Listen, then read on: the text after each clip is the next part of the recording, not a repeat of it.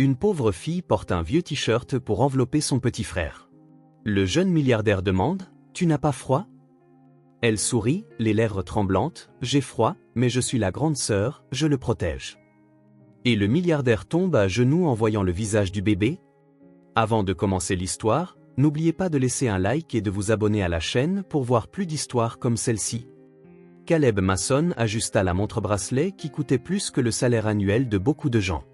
À 29 ans, milliardaire et complètement seul, l'ironie ne lui échappa pas. Le dernier rapport de sa société technologique affichait une croissance de 40% au dernier trimestre. Le monde aimait ce qu'il avait créé, mais personne ne le connaissait vraiment. De la fenêtre de son bureau au dernier étage, New York étincelait sous le ciel nocturne. Des lumières de toutes sortes scintillaient comme des étoiles tombées, tandis que la neige commençait à tomber en gros flocons. Caleb éteignit l'ordinateur et attrapa son manteau. « Avez-vous des projets pour ce soir, monsieur ?» demanda Martin, son assistant, attendant discrètement près de la porte. « Aucun, ta maison est prête à te recevoir. La température a été ajustée et le dîner. »« Je ne rentre pas directement chez moi, » intervint Caleb en enfilant ses gants en cuir. « J'ai besoin de marcher un peu. » Martin hésita, « Il neige fort dehors, monsieur. » Caleb se contenta d'épauler, « Le froid ne me dérange pas autant que le vide intérieur. » Quelques minutes plus tard, il était dans la rue. Il congédia son chauffeur et la voiture blindée. Lors de nuits comme celle-ci, il préférait être juste un visage de plus dans la foule, même si son manteau coûtait plus cher qu'une voiture de luxe. Il marcha sans but, sentant la neige s'accumuler sur ses épaules, observant les couples se tenant la main, les familles rentrant chez elles, les amis riant bruyamment dans des bars chaleureux. Ils avaient tous un endroit où aller, ils appartenaient tous, sauf lui. À chaque pas qu'il faisait, il s'éloignait du centre. Les imposants bâtiments cédaient la place à des structures plus simples, les devantures élégantes étaient remplacées par de petites boutiques fermées, et les rues jadis impeccables devenaient moins entretenues. Il n'avait pas prévu de venir dans cette partie de la ville, mais c'est pas l'Y avait conduit. C'est alors qu'il la vit, une petite fille, qui ne devait pas avoir plus de 7 ans, assise sur le trottoir, les cheveux noirs et emmêlés, le visage pâle à cause du froid, tenant fermement dans ses bras un petit paquet, un bébé. Elle ne portait qu'un léger sweatshirt et avait enlevé une vieille veste pour l'enrouler autour du petit. À côté d'elle se trouvait un sac à dos usé. Caleb s'arrêta un instant. Il pensa à continuer son chemin, ce n'était pas son problème. La ville était pleine de problèmes que son argent ne pouvait pas résoudre. Mais quelque chose l'attirait vers cette scène, quelque chose qu'il ne pouvait expliquer. Il s'approcha lentement pour ne pas l'effrayer. « Et, dit-il en se baissant au niveau des yeux de la fille, tu n'as pas froid ?» La fillette leva les yeux, elle avait de grands yeux marrons et une maturité dans le regard qu'aucun enfant ne devrait avoir. « Si, » répondit-elle en serrant plus fort le bébé contre sa poitrine, « mais je suis la grande sœur, je le protège. » Ces mots simples frappèrent Caleb comme un coup de poing dans l'estomac. Protection, responsabilité, des notions qu'il connaissait bien, depuis bien longtemps, avant que tout ne change. « Puis-je voir ?» demanda-t-il en désignant le bébé du geste. La fillette hésita une seconde, puis décalça légèrement le paquet pour qu'il puisse voir. Le bébé dormait, les joues rougies par le froid. Il ne devait pas avoir plus de quelques mois. Puis, ce fut le déclic. En voyant le visage du bébé, Caleb se figea. Les traits du petit, la forme de son nez, sa bouche, c'était comme regarder le visage de son frère Lucas quand il était bébé, le frère qui avait disparu à l'âge de 5 ans, laissant un vide dans la vie de Caleb que rien n'avait jamais comblé. La ressemblance était si forte, si écrasante, que les genoux de Caleb faillirent céder. Il s'effondra sur le trottoir recouvert de neige, choqué et ému, alors qu'une vague de souvenirs longtemps enfouis déferlait sur lui, Lucas riant, Lucas dormant dans son berceau, Lucas lui tenant la main alors qu'il apprenait à marcher. « Monsieur, ça va ?» La voix de la fillette le ramena à lui. Caleb se força à se stabiliser, à genoux dans la neige, tremblant, non pas à cause du froid. « Je vais bien, » dit-il d'une voix hésitante. La fillette l'observa, curieuse. « Je m'appelle Ellie, » dit-elle comme pour essayer de le calmer. « Voici Noah, nous avons faim et nous nous sommes perdus. Nous ne savons pas comment rentrer à la maison. » Caleb la regarda, encore hébété par l'afflux de souvenirs. Il y avait quelque chose de spécial chez ses enfants, quelque chose qui ressemblait à un signe, une seconde chance. Pendant des années, il avait enfoui sa douleur passée sous des couches de travail et d'argent. Il avait bâti un empire, mais vivait dans le vide, et là, en plein milieu de la nuit, en plein hiver, il avait trouvé ces 2 petites âmes qui avaient exactement besoin de ce qu'il avait à offrir. Sans hésiter, Caleb retira son manteau et le drapa sur Élie et le bébé. Sa décision était déjà prise. « Viens avec moi, dit-il en lui tendant la main, tu seras en sécurité maintenant. » Élie regarda sa main tendue, puis son visage. Les yeux d'enfant de la fillette semblaient voir au-delà des apparences, comme si elle pouvait voir en lui. « Tu promets ?» demanda-t-elle avec une gravité impressionnante pour quelqu'un d'aussi jeune. Caleb sentit une boule dans sa gorge. « Je te le promets. » Élie attrapa son sac à dos d'une main, de l'autre, prit la main de Caleb. Le contact était petit et fragile, mais pour lui, il pesait autant que le monde entier. La neige continuait de tomber autour d'eux alors qu'ils s'éloignaient ensemble sur le trottoir. Pour la première fois depuis des années, Caleb ressentit quelque chose d'autre que le vide. Il n'était pas sûr de ce que c'était exactement, peut-être un but, peut-être de l'espoir, peut-être juste le poids d'une promesse, et à cet instant, cela suffisait. Le taxi s'arrêta devant une rangée de portails en fer protégeant la propriété. Sous la neige épaisse, les lumières du manoir brillaient comme des balises dans l'obscurité. Caleb aida Élie à sortir de la voiture, tandis qu'elle serrait Noah contre sa poitrine. « Tu habites ici ?» demanda Élie, les yeux écarquillés devant la grandeur du lieu. Caleb remit au chauffeur un gros billet. « Oui, j'habite ici. » Tandis que le taxi s'éloignait, Caleb saisit un code sur le panneau à côté du portail. Dans un doux cliquetis, le portail s'ouvrit, dévoilant un chemin éclairé par de petites lumières encastrées dans le sol. Il remarqua qu'Élie hésitait. « Allez, » dit-il en lui tendant la main doucement, « il fait trop froid ici. » Élie prit sa main, ensemble, ils se dirigèrent vers l'entrée. La fillette grelottait sous le manteau surdimensionné de Caleb, et Noah émettait de petits gémissements d'inconfort. « Martin » appela Caleb en entrant dans le vaste hall d'entrée. En quelques secondes, un homme bien soigné aux cheveux gris apparut, affichant un moment de surprise fugace en voyant les enfants. « Monsieur » dit-il d'une voix calme et professionnelle. « Il nous faut de la nourriture chaude, des vêtements secs et un bain pour ces deux-là, » dit Caleb en aidant Élie à enlever son manteau couvert de neige, « et il nous faut improviser un berceau pour le bébé. » Martin fit une pause, puis hocha brièvement la tête. « Certainement, monsieur.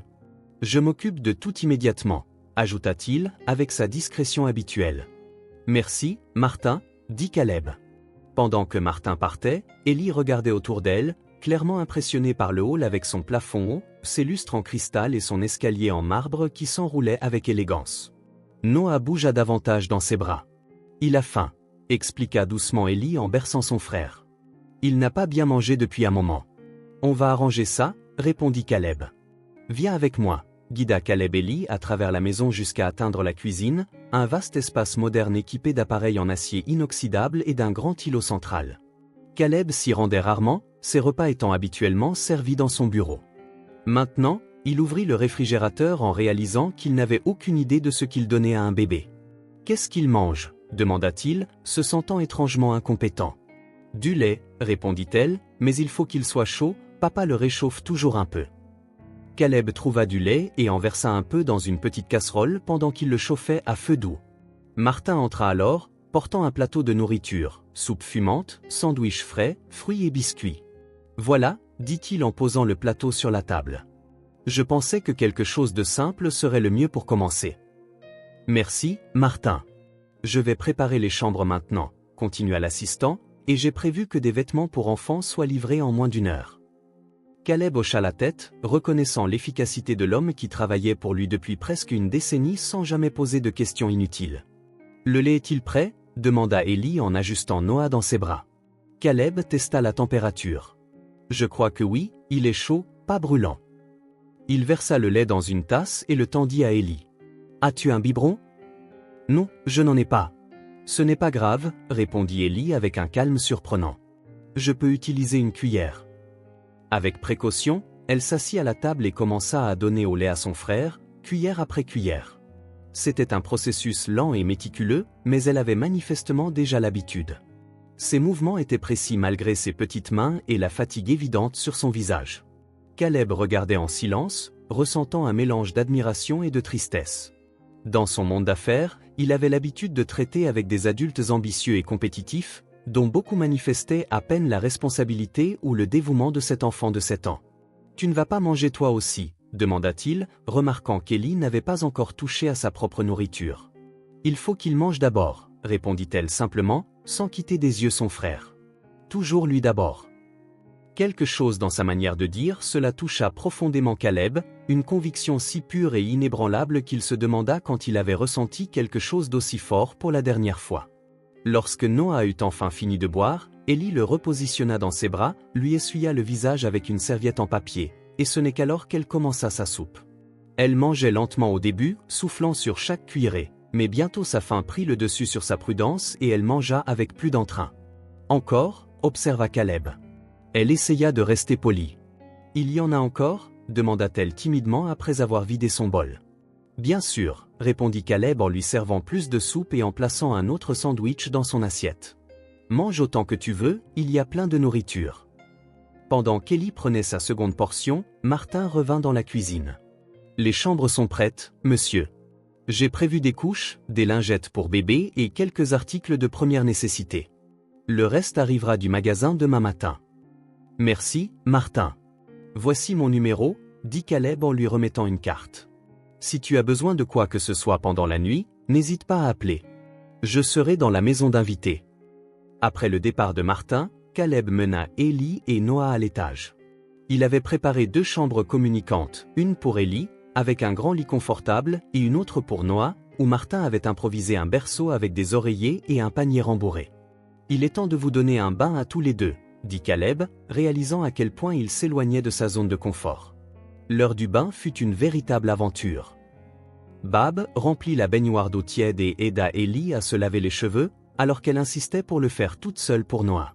Caleb eut besoin d'instructions détaillées de la part d'Ellie sur la manière de tenir correctement le bébé, comment empêcher l'eau de lui entrer dans les yeux et les oreilles. « Ce n'est pas si compliqué, » dit Ellie en voyant l'expression concentrée de Caleb. « Tu n'as jamais fait ça, » secoua-t-il la tête. « Jamais, même pas avec d'autres bébés. »« Je n'ai pas d'autres bébés dans ma vie, » répondit-il, surpris par sa propre franchise. Ellie sembla réfléchir un instant. « Tu n'as pas de famille ?» La question prit Caleb de court. Des images fugaces de son passé lui traversèrent l'esprit. Ses parents, son frère disparu, la maison où il avait grandi. « Non, » finit-il par répondre après une pause. « Je n'ai pas de famille. » Après le bain, Caleb habilla Ellie avec un de ses propres t-shirts, qui atteignait presque ses chevilles. Pour Noah, il utilisa une des couches fournies par Martin. Les vêtements pour enfants arriveraient bientôt, mais pour l'instant, cela ferait l'affaire. « Voici ton lit, » dit-il en montrant à Ellie la chambre d'amis. Le lit king size paraissait énorme à côté de la petite fille, et Noah dormirait juste à côté. Ellie regarda le berceau improvisé dans la pièce voisine, puis Caleb. « Puis-je dormir avec lui ? Il aura peur de se réveiller seul dans un endroit étrange. » « Bien sûr que non, » répondit-il. « Je laisserai la porte entre vos chambres ouvertes, et je serai juste en face du couloir si tu as besoin de quelque chose. » Il déposa le bébé dans le berceau improvisé et tira une chaise pour qu'Ellie puisse s'asseoir à côté de son frère. Cependant, elle était tellement épuisée que ses yeux commencèrent bientôt à se fermer. Caleb la prit délicatement dans ses bras et la coucha sur le lit, s'assurant qu'elle était bien couverte. Pendant un moment, il resta là, regardant les 2 enfants dormir. Il y avait quelque chose d'étrangement familier dans cette scène, comme si une partie de lui savait qu'il était destiné à être là, à faire exactement cela. Caleb retourna dans sa propre chambre, laissant légèrement entr'ouvertes les portes. Il se coucha, mais le sommeil refusait de venir. Son esprit était en proie à 1000 questions. Qui étaient les parents de ses enfants ? Comment avait-il pu les laisser se retrouver dans une telle situation ? Et pourquoi, parmi toutes les personnes à New York, était-ce Caleb qui les avait trouvés vers 3 heures du matin ? Un bruit brisa le silence de la maison. Des pleurs. Noah pleurait. Caleb se leva immédiatement et se dirigea vers la chambre des enfants. Ellie était déjà éveillée, essayant de calmer son frère. « Qu'est-ce qui se passe ?» demanda Caleb en allumant la lumière. « Il a chaud ?» dit Ellie, le visage froncé d'inquiétude. « Vraiment chaud ?» Caleb s'approcha et toucha le front du bébé. Il brûlait. Les pleurs de Noah étaient faibles, déchirants, et sa respiration paraissait laborieuse. Une vague de peur traversa Caleb comme un courant électrique. Il n'avait aucune idée de ce qu'il fallait faire pour un bébé malade. C'était un territoire totalement inconnu. « Ellie, » dit-il en essayant de garder sa voix calme, « tu te sens bien ?» Ellie toussa, comme si la question avait déclenché quelque chose. « J'ai mal à la gorge, » avoua-t-elle, « et j'ai très froid. » Caleb remarqua qu'elle paraissait pâle aussi, les yeux brillants de fièvre. Sans perdre de temps, il saisit son téléphone et appela Martin. J'ai besoin d'un médecin, dit-il. Maintenant, les enfants ont de la forte fièvre. Je suis en route, monsieur, répondit Martin. J'amènerai le docteur Winters avec moi. Les 40 minutes suivantes furent les plus longues de la vie de Caleb. Il essaya d'apaiser Noah qui continuait de pleurer, quoique plus faiblement maintenant. Il plaça des compresses fraîches sur le front du bébé, donna de l'eau à Ellie, qui tremblait visiblement. Lorsque la sonnette retentit enfin, Caleb se précipita pour aller ouvrir. Le docteur Winters était un homme d'âge moyen, à l'expression sérieuse, portant un sac médical. « Où sont les patients ?» demanda-t-il, sautant les formalités. Caleb le conduisit dans la chambre. Le médecin examina d'abord Noah, prit sa température, écouta sa poitrine, regarda sa gorge, puis fit de même avec Ellie. « C'est une infection respiratoire », diagnostiqua-t-il, probablement due à une exposition prolongée au froid et aggravée par une mauvaise alimentation. Le bébé est également déshydraté.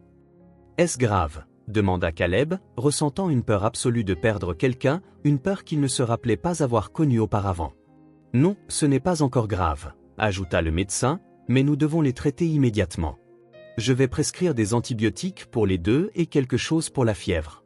L'essentiel est de les maintenir hydratés et au chaud. » Le docteur Winters prépara une injection pour Noah en expliquant que cela agirait plus vite. Pour Ellie, il donna un sirop qu'elle avala en grimaçant. Il laissa également des instructions détaillées concernant les médicaments et les soins à prodiguer durant les prochains jours. « Je reviendrai demain pour voir comment ils vont, » dit-il en refermant son sac, « mais appelez-moi dès que la fièvre du bébé remonte ou si sa respiration se détériore. » Après le départ du médecin, Caleb prit Noah dans ses bras. Le bébé semblait si minuscule et fragile. La fièvre avait un peu baissé grâce aux médicaments, mais il était toujours chaud et agité. « Est-ce qu'il va s'en sortir ?» demanda Ellie, d'une voix tremblante. « Il va s'en sortir, » promit Caleb. « Je prendrai soin de vous deux. » Il s'assit dans un fauteuil avec Noah, et Ellie se blottit à côté de lui. À la surprise de Caleb, le bébé se calma dans ses bras, peut-être apaisé par la chaleur d'un corps adulte. « Il faut le bercer comme ça, » expliqua Ellie en montrant un mouvement doux, et chanter aide aussi. Chanter ? Caleb ne se souvenait pas de la dernière fois où il avait chanté quoi que ce soit. N'importe quoi, tant que papa chante cette berceuse. Caleb hésita, puis se mit à fredonner une berceuse que sa mère lui chantait à lui et à Lucas quand ils étaient petits. Sa voix, un peu enrouée par le manque d'usage, parvint néanmoins à apaiser Noah, dont les petits yeux commencèrent à se fermer. Ellie se blottit contre Caleb, frissonnante. « Tu as froid ?» demanda-t-il. Elle hocha la tête. Caleb attrapa une couverture et la drapa sur elle pour la garder près de lui. « Veux-tu me raconter ce qui s'est passé ?» demanda-t-il doucement. « Comment t'es-tu perdu ?» Ellie regarda Noah, puis ses propres petites mains. « Maman est morte quand Noah est né », dit-elle d'une voix triste.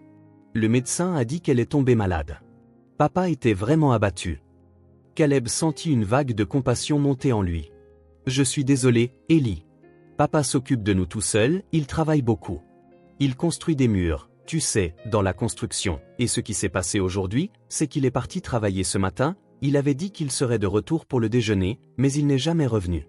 Nous n'avions plus de nourriture et Noah avait faim. » Ellie marqua une pause. « Je pensais pouvoir trouver de la nourriture en sortant ou retrouver papa, mais ensuite je n'arrivais plus à retrouver mon chemin, » dit-elle en essayant de ne pas pleurer. « Tu as été très courageuse, » dit Caleb. « Tu as pris vraiment bien soin de ton frère. Tu penses que papa nous cherche ? » « Je suis sûr qu'il nous cherche, » répondit-elle, puis resta silencieuse un instant. « Il doit être vraiment inquiet. »« On va le retrouver, » promit Caleb. « Demain, nous commencerons les recherches. » Ellie hocha la tête, semblant rassurée par cette promesse.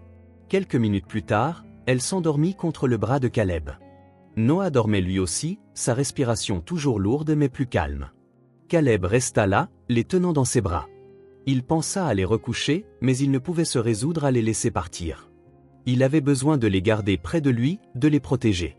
C'était une sensation nouvelle pour lui, cet instinct protecteur. Pour la première fois depuis des années, Caleb sentit des larmes monter aux yeux. Il n'était pas sûr de la raison exacte de ses pleurs, peut-être pour l'histoire triste d'Ellie, peut-être pour Noah, si petit et déjà orphelin de mère, ou peut-être pour lui-même, pour toutes ces années passées à ériger des murs autour de lui, persuadé qu'il n'avait besoin de personne. En quelques heures, ces deux enfants avaient fait tomber tous ces murs. Caleb regarda le visage endormi de Noah, la ressemblance avec Lucas était toujours là, comme un écho du passé. Il pensa à leur père, Jacques, un homme qui avait perdu sa femme et qui devait maintenant chercher frénétiquement ses enfants.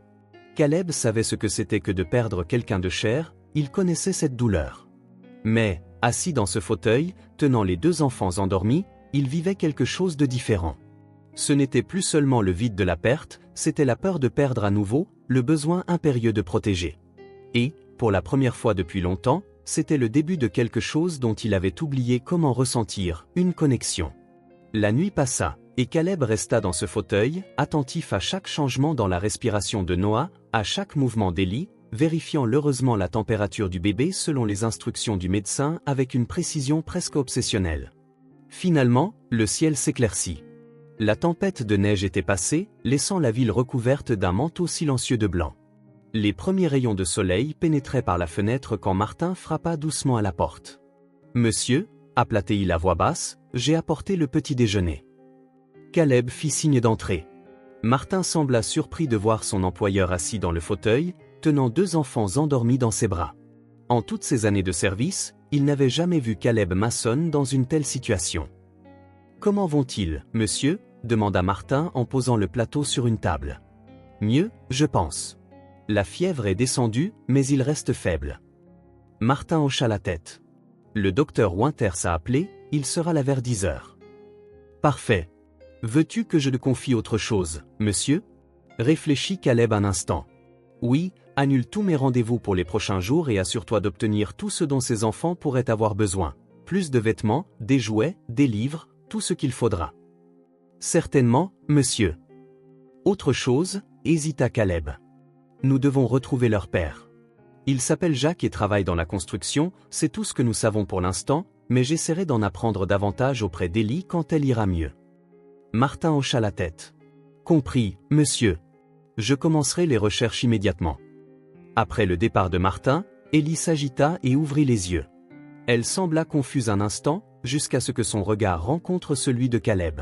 « Bonjour, » dit-il doucement. « Bonjour, » répondit-elle, la voix encore enrouée. « Noah va mieux ?» Caleb jeta un coup d'œil au bébé qui dormait paisiblement dans ses bras. « Je crois que oui, sa fièvre est descendue, » dit Élie en souriant, soulagé. Son visage était toujours pâle, mais ses yeux paraissaient moins brûlants de fièvre. « Tu es resté ici toute la nuit ?» demanda-t-elle. « Oui, tout comme papa le fait quand on est malade. » Cette comparaison simple fit ressentir à Caleb à la fois fierté et humilité.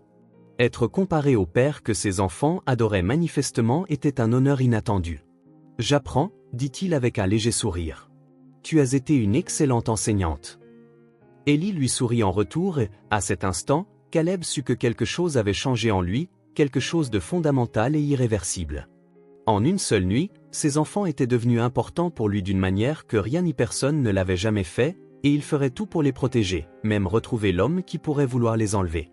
3 jours s'étaient écoulés depuis la nuit où les enfants étaient tombés malades sous les soins constants de Caleb et les visites quotidiennes du docteur Winters. Noah et Élie se rétablirent rapidement. La fièvre avait disparu, la toux s'était atténuée et leur appétit était revenu en force, surtout celui d'Élie qui demandait maintenant des secondes à presque chaque repas. Le matin du 4e jour, Caleb se réveilla au son d'un bruit qu'il n'avait jamais entendu dans la maison auparavant. Des rires d'enfants, légers, insouciants, d'une gaieté enfantine. Pendant un instant, il resta au lit à écouter, aussi étrange que réconfortant. Il se leva et suivit le bruit jusque dans le salon. Là, il trouva Élie assise sur le tapis, Noah jouant avec des blocs colorés.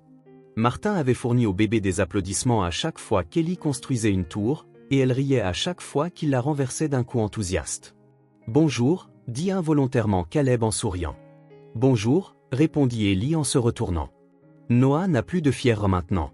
J'ai senti son front, comme toi. »« C'est une excellente nouvelle » dit Caleb, assis par terre avec eux. « Et toi, comment te sens-tu » ? « Je vais bien, je ne tousse même plus » dit-elle en prenant une profonde inspiration, puis en l'expirant lentement. « Voyez » Noah se traîna vers Caleb et tira sur son pantalon de pyjama pour attirer son attention. Sans réfléchir, Caleb le prit dans ses bras et le souleva en l'air, faisant rire le bébé, ce qu'il n'aurait jamais imaginé faire il y a quelques jours. « On prend le petit déjeuner » demanda Élie, déjà debout et prête pour l'aventure. « Bien sûr, que voudrais-tu aujourd'hui » Élie réfléchit sérieusement à la question. Des pancakes? Du genre avec du sirop sucré? Des pancakes, alors, répondit Caleb, tenant Noah dans un bras et tendant sa main libre à Ellie. La cuisine, jadis pratiquement inutilisée, était devenue le cœur du manoir ces derniers jours. Caleb avait appris à préparer des biberons qui venaient d'arriver avec d'autres fournitures pour bébé, à faire de la bouillie d'avoine et même à préparer des muffins au chocolat en suivant les instructions enthousiastes d'Ellie. Pendant que Caleb mélangeait la pâte à pancakes, Ellie installa Noah dans sa nouvelle chaise haute, une autre acquisition récente. Naturellement, la fillette s'était glissée dans le rôle d'assistante de cuisine, lui apportant les ingrédients nécessaires et observant chaque étape avec attention. « Tu cuisines bien », commenta-t-elle alors qu'il retournait habilement un pancake dans les airs. « Papa cuisine aussi, mais parfois il brûle les choses. » Caleb sourit, n'ayant osé le mentionner qu'il y a 3 jours. Jusqu'alors, son répertoire culinaire se limitait principalement au café et au toast. En 72 heures, il avait appris plus sur les tâches domestiques qu'au cours de ses 29 années de vie. Papa dit qu'il faut savoir cuisiner parce que la nourriture, c'est de l'amour, ajouta Ellie en passant le sirop d'érable à Caleb. Il a appris cela de sa grand-mère.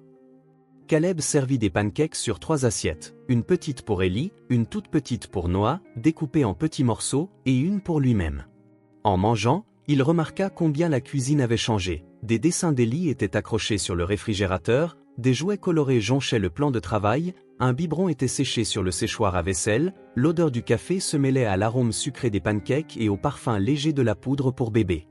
Sa maison, autrefois d'une propreté et d'un ordre presque stérile dans leur perfection, regorgeait désormais de signes de vie. Une petite couverture jetée sur le canapé, un canard en caoutchouc oublié dans la baignoire, une poupée posée sur la chaise de son bureau. Et Caleb réalisa, un peu étonné, que cela ne le dérangeait pas du tout. Après le petit déjeuner, Martin arriva avec d'autres achats, des vêtements pour les enfants, plus de jouets, des couches et une poussette pour bébé. « Je pensais que tu aimerais faire une promenade dans le jardin aujourd'hui, » expliqua-t-il. « Le temps est beau et l'air frais fera du bien aux enfants. »« Excellente idée, » approuva Caleb.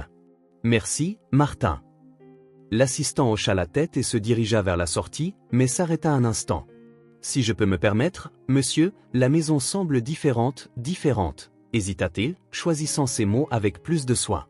Plus vivante, conclut Caleb en regardant autour de lui, les jouets, Ellie aidant Noah à manger, les petits changements survenus si rapidement. Oui, c'est vrai, Tani. Plus tard, sous un soleil haut dans le ciel, Caleb emmena les enfants dans le jardin arrière. C'était un vaste espace bien entretenu, avec une pelouse parfaite, des arbres disposés stratégiquement et des parterres de fleurs. « Tu as un très grand jardin, » dit Ellie en revenant vers lui. « Tu pourrais y mettre une balançoire et un toboggan. Tu aimes les balançoires? Elles sont mes préférées. Au parc près de chez nous, il y a une balançoire bleue qui monte super haut. Papa me pousse toujours, » expliqua-t-elle. Caleb pensa mentalement à installer une balançoire, peut-être même un ensemble complet de jeux pour enfants. Ils s'assirent à l'ombre d'un vieux chêne. Ellie dessinait au craie coloré sur le chemin de pierre tandis que Noah jouait avec des blocs doux sur une couverture. Caleb les regardait, remarquant avec étonnement à quelle vitesse il s'était adapté à cette nouvelle routine. Se lever tôt pour préparer le biberon de Noah, aider Ellie à choisir ses vêtements pour la journée, préparer les repas ensemble, lire des histoires avant le coucher, chanter à Noah quand il était capricieux, enseigner à Ellie à jouer aux échecs et faire semblant de ne pas remarquer quand elle trichait. C'était une vie si différente de celle qu'il avait avant, ses journées habituellement remplies de réunions, de conférences téléphoniques, d'analyses de marché et de décisions d'affaires se mesurant désormais à de petites victoires, le premier sourire de Noah pour lui, Ellie apprenant à nouer ses lacets, une nuit complète de sommeil sans que personne ne se réveille en pleurant. « À quoi penses-tu » demanda Ellie, interrompant ses pensées, s'étant glissée silencieusement et l'observant avec curiosité. « Je pensais à la manière dont tout a changé, » répondit Caleb honnêtement. Ellie hocha la tête, comme si elle comprenait parfaitement. Elle s'assit à côté de lui, les jambes croisées. « Tu habites tout seul ?» demanda-t-elle, la question le prenant au dépourvu, d'autant plus qu'ils en avaient déjà parlé. « Oui, dit-il de nouveau, enfin ?» Ellie regarda autour d'elle, Noah jouant, les dessins sur le sol, les jouets éparpillés, puis elle se tourna vers Caleb, ses grands yeux sérieux fixés sur lui. « Plus maintenant. » 4 mots simples, prononcés avec la certitude et la simplicité qu'un enfant peut exprimer, mais qui frappèrent Caleb avec une force inattendue. Il sentit une boule monter à la gorge et cligna des yeux pour chasser la douleur. Non plus, réussit-il à dire. Ellie sourit, satisfaite, et retourna à ses dessins. Caleb resta assis, essayant de digérer l'onde d'émotion qui venait de le submerger. Plus maintenant, avait résumé Élie ce qu'il savait déjà, sans l'avoir avoué à lui-même. Ses enfants avaient comblé un vide dans sa vie dont il n'avait même pas conscience. Les jours qui suivirent s'installèrent dans une routine naturelle. Caleb était surpris par sa propre capacité d'adaptation. Lui qui avait toujours été méthodique et contrôlé dans sa vie professionnelle prenait désormais plaisir à l'imprévisibilité des journées passées avec les enfants. Une semaine après l'arrivée des enfants, Caleb et Élie se trouvaient dans la bibliothèque après le dîner. Noah était déjà endormi et Élie feuilletait un grand livre sur les animaux avant le coucher. Caleb répondait à quelques emails sur sa tablette lorsqu'Élie, toujours plongé dans son livre, demanda « Tu penses que mon papa nous cherche ?» La question fut posée de façon désinvolte, mais Caleb en sentit tout le poids. Il ferma sa tablette et lui accorda toute son attention. « Je suis sûr qu'il l'est, dit-il avec conviction. Tout père le serait. » Élie hocha la tête, les yeux toujours rivés sur les pages. « Il doit être triste. Il est toujours triste quand il n'est pas avec nous. » Caleb ressentit une pointe de culpabilité. Autant qu'il appréciait la présence des enfants, quelqu'un là-bas souffrait parce qu'ils étaient partis, un homme qui, à en juger par ce qu'Élie disait, aimait profondément ses enfants. « Ton papa, il est comment, Élie ?» demanda-t-il doucement. Le visage d'Élie s'illumina. « Il est fort, dit-elle avec fierté. Vraiment fort. Il peut me porter sur ses épaules sans se fatiguer. » Caleb sourit. « Et que fait-il? Quel est son métier? » « Il construit des murs, expliqua Élie en gesticulant de la main. Il empile des briques jusqu'à ce qu'elles soient vraiment hautes. Notre maison a un mur bleu qu'il a construit. Il m'a laissé choisir la couleur. Ta maison est loin d'ici? Élie haussa les épaules. Je ne sais pas, il faut marcher beaucoup, je pense. Peux-tu décrire ta maison? Élie referma le livre, excité par l'intérêt de Caleb. Elle est petite mais jolie. Il y a un mur bleu à l'avant. Le portail est de travers parce que le camion de notre voisin l'a percuté une fois, mais papa a dit qu'il le réparerait quand il aura de l'argent.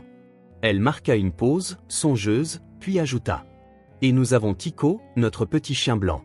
Il est minuscule mais il aboie beaucoup. Papa dit qu'il se prend pour un lion. Caleb sourit en imaginant la scène. Une maison modeste avec un mur bleu, un portail de travers et un petit chien blanc, et à l'intérieur, un homme travailleur qui fait de son mieux pour élever 2 enfants seuls après avoir perdu sa femme. Ton papa a l'air vraiment spécial, commenta Caleb. Il l'est, répondit Élie avec une certitude absolue. C'est le meilleur papa du monde.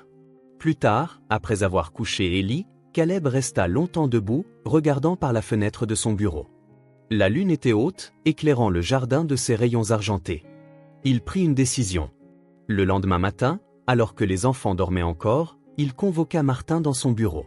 « J'ai besoin que tu me trouves quelqu'un, dit-il, allant droit au but. »« Certainement, monsieur, répondit Martin. »« Qui ?»« Le père des enfants.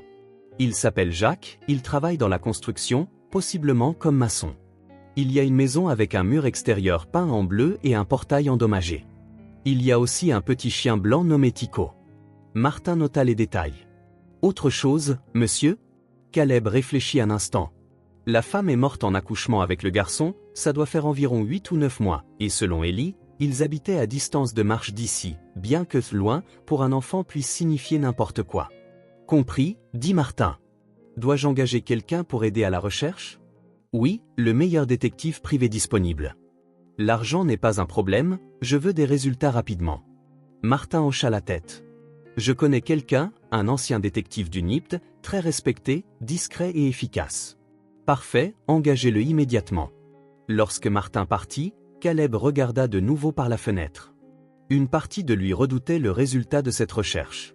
En quelques jours, il s'était attaché aux enfants plus qu'il ne l'aurait jamais cru possible. L'idée de les rendre, aussi juste fût-elle, était étrangement douloureuse, mais une autre partie de lui, celle qui avait commencé à comprendre ce que cela signifiait vraiment de prendre soin de quelqu'un, savait qu'il ne pouvait pas être égoïste. Jacques était là-bas, probablement désespéré de retrouver ses enfants disparus, bien qu'Élie et Noah semblaient heureux ici, ils manquaient à leur père. Caleb laissa échapper un long soupir. Il était temps de faire ce qui était juste, même si cela brisait son cœur nouvellement éveillé. Thomas Reeves était le genre d'homme qui passait inaperçu, et cela le rendait excellent dans son travail. Ancien détective du NIPT, maintenant détective privé, il avait le don de se fondre dans la masse. Ce matin-là, vêtu d'un jean délavé et d'une veste usée, Il ressemblait à un simple ouvrier du bâtiment en quête d'un emploi. Il y a 2 jours, il avait reçu un appel de Martin, l'assistant de Caleb Mason. L'affaire semblait simple, trouver un homme nommé Jacques, maçon, père de 2 enfants, Ellie, 7 ans, et Noah, un bébé, dont la femme était décédée en accouchement. La maison avait un mur bleu, un portail de travers et un chien blanc nommé Tico. Ce n'était pas grand-chose, mais Thomas avait l'habitude de travailler avec moi.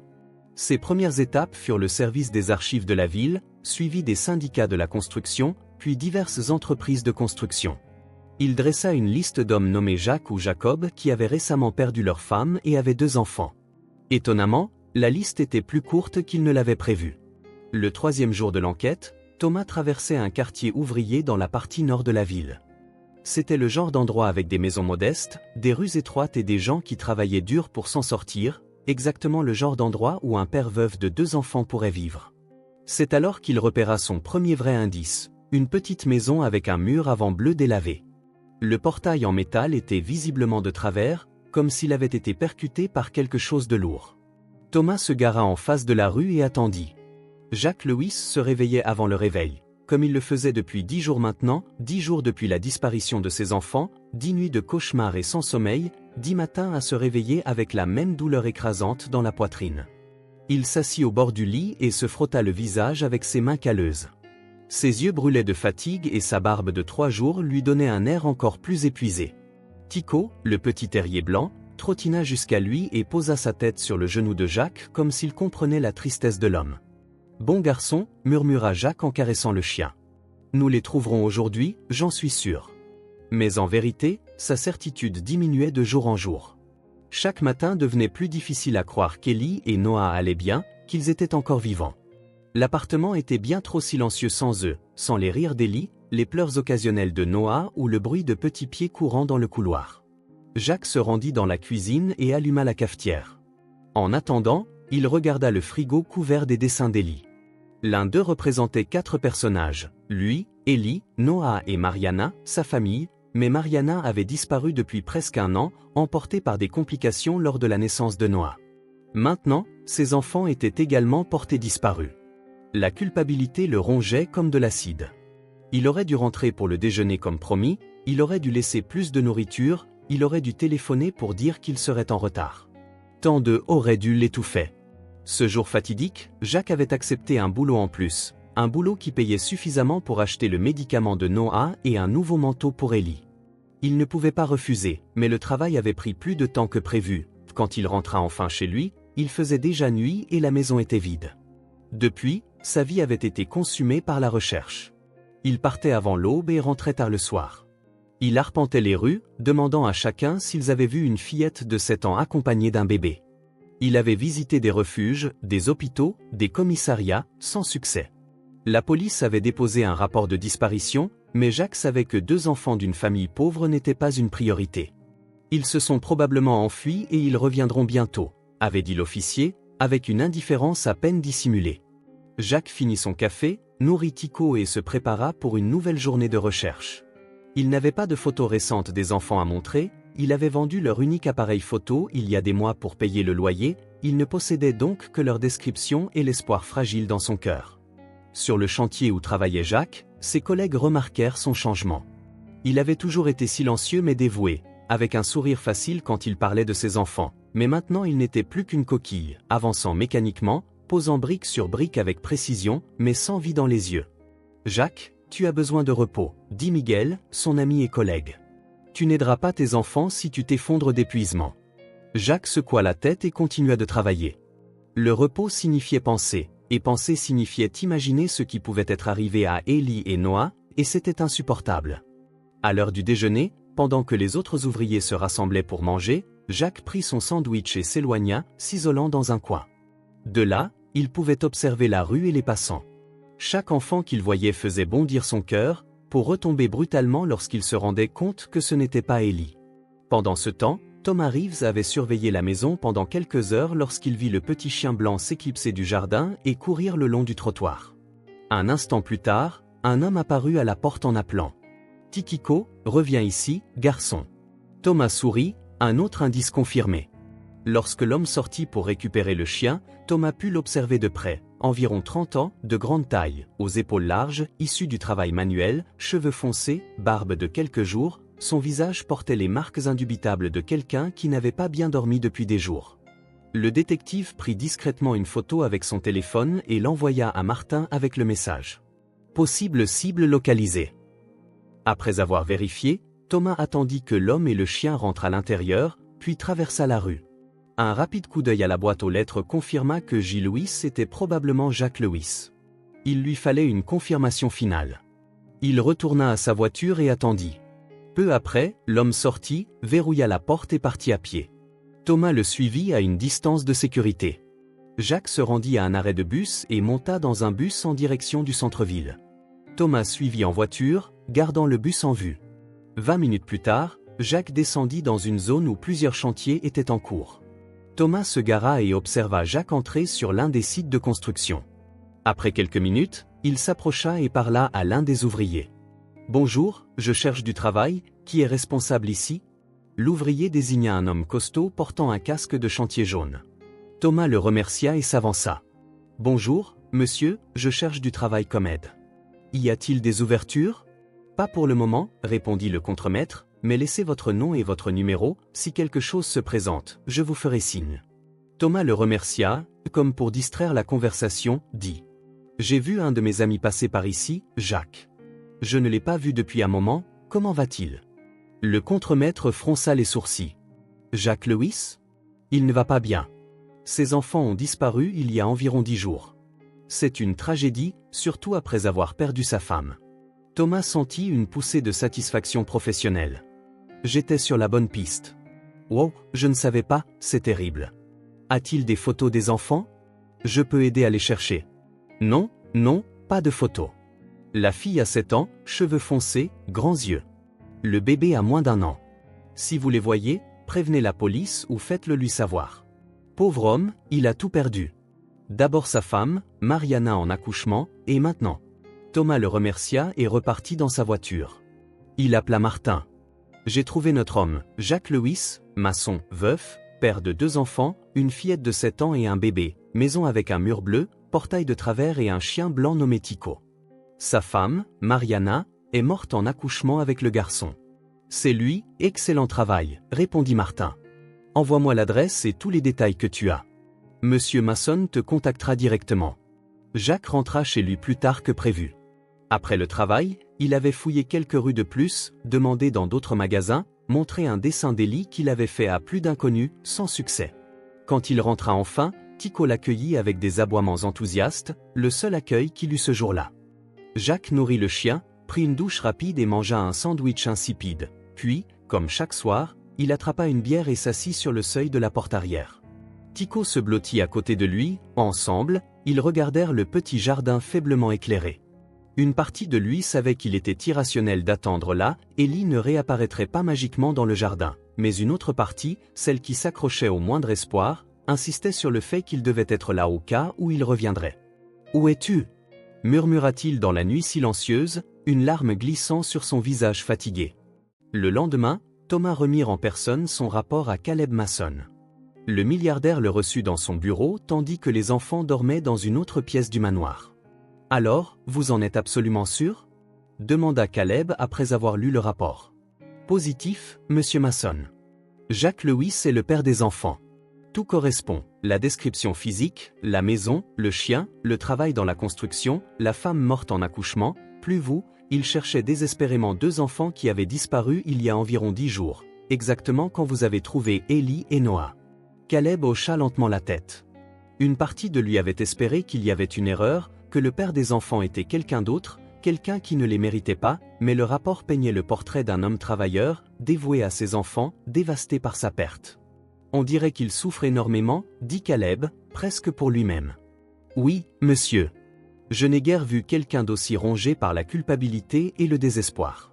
Il dort à peine, travaille toute la journée et passe chaque minute libre à chercher ses enfants. » Caleb sentit une pression dans sa poitrine. Il s'était attaché aux enfants plus qu'il n'aurait jamais cru possible, mais il ne pouvait ignorer la douleur de cet homme. Il ne pouvait être assez égoïste pour prolonger sa souffrance. « Merci, monsieur Reeves. » Votre travail est terminé. Martin s'occupera de votre paiement, après quoi l'enquêteur partit. Caleb resta assis en silence pendant longtemps, contemplant ce qu'il devait faire ensuite. La réponse était évidente, malgré la douleur que cela lui causait. Il se leva et se rendit dans la chambre où Ellie se reposait. La fillette était éveillée, feuilletant un livre d'histoire. « Et, dit-elle en souriant en le voyant. Tu as l'air triste. » Caleb s'assit sur le bord du lit. « Ellie, tu te souviens quand tu m'as parlé de ton papa, de ta maison avec le mur bleu, du portail de travers et de Tycho ?» Les yeux d'Ellie s'agrandirent. « Tu sais où il est ?» Caleb hésita un instant. « Je crois que oui. Est-ce qu'il nous veut encore ?» demanda-t-elle d'une voix soudainement faible et apeurée. Caleb sentit un nœud se former dans sa gorge. Plus que tout, Ellie sourit, mais une ombre d'inquiétude traversa son visage. « On retourne à la maison ?» « Oui, répondit Caleb. « Demain, je t'emmène voir ton papa. » Ellie resta silencieuse un moment, traitant l'information. « Tu viendras avec nous ?» La question le prit au dépourvu. « Je t'emmènerai, mais ensuite, tu resteras là-bas. » Ellie insista. Caleb n'eut pas de réponse. L'idée de s'éloigner complètement des enfants était trop douloureuse à supporter, mais quelle alternative avait-il? Quel rôle aurait-il dans leur vie une fois qu'ils seraient de retour auprès de leur père? « On verra ça demain. » « D'accord, dit-elle. Maintenant, tu devrais te reposer. » Plus tard, ce soir-là, seul dans sa chambre, Caleb regarda la photo de Jacques Lewis que Thomas avait fournie. L'homme avait l'air épuisé et brisé, mais il y avait dans ses yeux une résilience que Caleb reconnut. C'était le regard de quelqu'un qui n'abandonnerait jamais. Il ressentit une étrange connexion avec cet inconnu. Ils se souciaient tous les deux des mêmes enfants, avaient tous deux enduré une perte profonde, et demain, leur vie allait se croiser d'une manière qu'aucun d'eux n'aurait pu prédire. Caleb n'imaginait pas comment la rencontre se déroulerait, mais il savait, aussi difficile que ce soit, qu'il devait faire ce qui était juste pour Ellie, pour Noah, peut-être d'une manière étrange, pour lui-même. Il se coucha, incapable de dormir, imaginant comment le lendemain allait se dérouler, comment Jacques réagirait en voyant ses enfants à nouveau, comment les enfants se sentiraient de retourner à la maison. La pensée que demain pourrait être son dernier jour avec eux le peinait d'une manière qu'il n'avait jamais connue auparavant. Vers 3 heures du matin, il entendit des sanglots doux provenant de la chambre de Noah. Il se leva immédiatement et s'y rendit. Le bébé était éveillé, agité dans son berceau. Caleb le prit dans ses bras et commença à le bercer doucement. « Chut, tout va bien, murmura-t-il. Demain, tu verras ton papa, tu rentreras à la maison. » Noah leva les yeux vers lui, avec ses yeux si ressemblant à ceux de Lucas, et Caleb sentit les larmes monter dans les siennes. « En si peu de temps, ces enfants ont changé quelque chose en moi. Tu vas me manquer, petit, murmura-t-il en embrassant la tête du bébé, plus que tu ne pourras jamais l'imaginer. » Noah se rendormit dans ses bras. Caleb prit une décision ferme. « Quoi qu'il arrive, je trouverai un moyen de rester dans la vie de ces enfants. » Il ne savait pas comment Jacques réagirait ou s'il serait accepté, mais il devait essayer. Pour la première fois depuis des années, il avait quelque chose pour lequel se battre. Avec cette résolution, Caleb se laissa enfin aller au sommeil, Noah dormant paisiblement contre sa poitrine. Demain serait un nouveau départ pour tous. Le matin était froid et clair lorsque Caleb monta dans sa voiture. Il avait choisi le modèle le moins ostentatoire de sa collection, une berline grise qui ne se démarquerait pas dans un quartier ouvrier. Martin resterait à la résidence avec les enfants. Caleb voulait rencontrer Jacques seul, pour voir de ses propres yeux quel genre d'homme était le père des enfants. « Êtes-vous sûr de ne pas vouloir que je vienne avec vous, monsieur ?» demanda Martin en ouvrant la grille. « Je suis sûr, répondit Caleb. Je dois le faire seul. » Sur la banquette arrière se trouvait un dossier contenant les rapports de Thomas Reeves, y compris l'adresse du chantier où travaillait Jacques. Caleb l'avait mémorisé, mais il ressentait un besoin étrange de vérifier à nouveau les détails, comme s'il cherchait une excuse pour retarder l'inévitable. Pendant la conduite, il gardait les yeux sur la route, mais son esprit était revenu au manoir, avec les enfants. Ce matin-là, il avait dit à Ellie qu'il irait chercher son père. Ses yeux s'étaient illuminés d'une joie que Caleb n'avait jamais vue auparavant. « Il sera tellement content, avait-elle dit. Il vient toujours nous chercher quand nous sommes perdus. » Noah était occupé à manger de la banane écrasée, ignorant l'importance de la journée. Caleb l'observait avec une douleur dans la poitrine, sachant que ce serait peut-être l'une des dernières fois où il nourrirait le bébé. Le chantier se situait dans une zone en développement à la périphérie de la ville. Un nouveau complexe résidentiel était en construction, entouré d'échafaudages et de lourdes machines. Caleb se gara à une distance discrète et passa quelques minutes à observer des dizaines d'ouvriers qui se déplaçaient comme des fourmis organisées. Il jeta un coup d'œil à la photo imprimée de Jacques et scruta les hommes. Il ne fut pas difficile de le repérer. Jacques se trouvait dans une section plus isolée, travaillant sur un mur qui ressemblait à la façade d'une des maisons. Même de loin, Caleb pouvait voir l'épuisement sur l'homme, des épaules légèrement affaissées, des gestes qui, bien que précis, manquaient d'énergie. Après avoir laissé échapper un profond soupir, Caleb sortit de la voiture et s'approcha du chantier. À l'entrée, un superviseur l'arrêta. « Puis-je vous aider ?» demanda l'homme, jetant un regard soupçonneux au visiteur bien habillé. « Je cherche l'un de vos ouvriers, Jacques Lewis, » répondit Caleb. Le superviseur haussa un sourcil. « Quelque chose s'est passé ?» « Oui, » répondit Caleb. « Mais c'est une bonne nouvelle, pourriez-vous m'emmener à lui ?» L'homme hésita, mais quelque chose dans l'expression sérieuse de Caleb le convainquit. « Suivez-moi, » dit-il en remettant à Caleb un casque de sécurité. Ils traversèrent le chantier jusqu'à atteindre l'endroit où travaillait Jacques.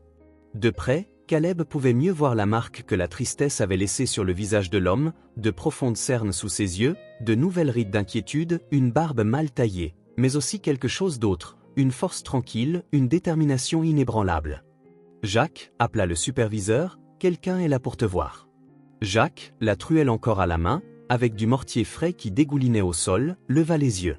Bien que fatigué, son regard était alerte, exactement comme celui d'Élie, réalisa Caleb avec un sursaut. « Merci, » dit Caleb au superviseur, qui hocha la tête et s'éloigna pour leur donner un moment d'intimité.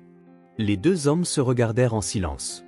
Jacques était à la taille de Caleb, mais plus musclé à force de travail manuel. Ses yeux exprimaient de la confusion et une lueur d'espoir, il semblait avoir peur de se l'autoriser. « Tu es Jacques ?» demanda enfin Caleb, brisant le silence. « Oui, » répondit Jacques d'une voix rauque par manque d'usage. « Qui êtes-vous » Caleb prit une profonde inspiration. « Il n'y a pas de manière douce de dire cela, je m'appelle Caleb Mason, vos enfants sont avec moi. Ils sont en sécurité. » Le temps sembla se figer. La truelle tomba de la main de Jacques, heurtant le sol avec un bruit sourd.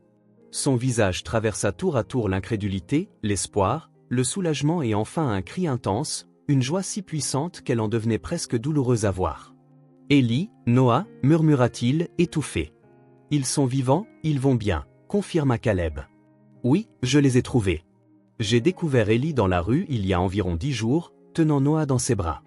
Ils étaient frigorifiés et affamés, mais maintenant ils sont complètement rétablis. » Jacques se mit à couvrir son visage de ses mains, ses épaules secouées de sanglots, comme s'il avait été frappé physiquement. Caleb attendit en silence, laissant à l'homme le temps d'assimiler la nouvelle. Quand Jacques releva enfin son visage, il avait changé. Les larmes avaient effacé une partie de la douleur de ses yeux, la remplaçant par un espoir presque frénétique. « Où sont-ils » demanda-t-il, sa voix plus assurée maintenant. « Emmenez-moi chez eux, dit-il. »« Ils sont chez moi, » répondit Caleb. « Je peux vous y conduire immédiatement. » Jacques ne perdit pas une seconde.